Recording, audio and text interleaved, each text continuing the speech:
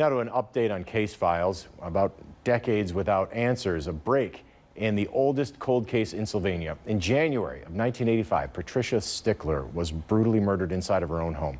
This week, detectives finally solved the mystery. How did they get there after all these years? Here's this week's case files.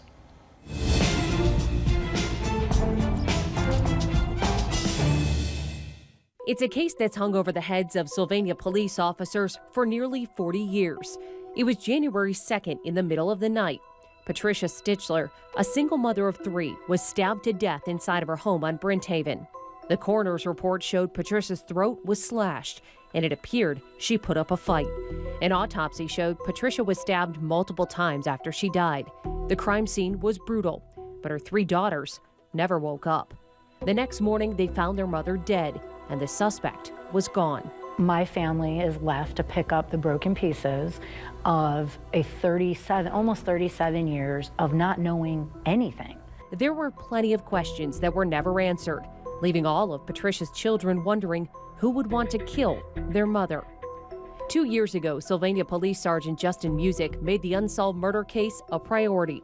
Detectives tested DNA and used forensic genealogy to find a connection. This week, a break in the case. DNA from the crime scene pointed to Michael Mellis as the murder suspect.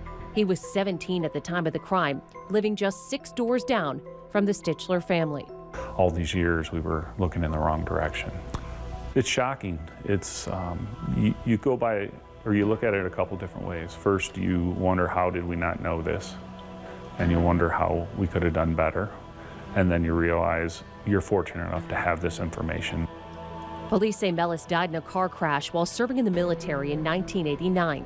With the suspect dead, detectives will never know why he was inside that house that night. There's nothing in our investigation that was able to support that they knew each other in any way, that there was any relationship.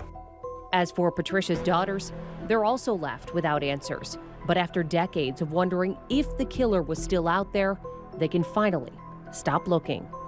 I'm so grateful that I can actually say out loud who did this to my mother, and we can close that chapter of our life. But I'm so angry that he doesn't have to answer for his crime, that we don't know his motive and we don't understand why he did this. For this week's Case Files, Christina Williams, 13 ABC, Action News.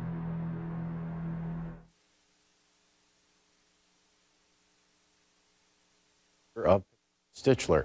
If you have any information that may help detectives, you can contact Sylvania Police. And if you have an unsolved case that needs attention, email casefiles@13abc.com.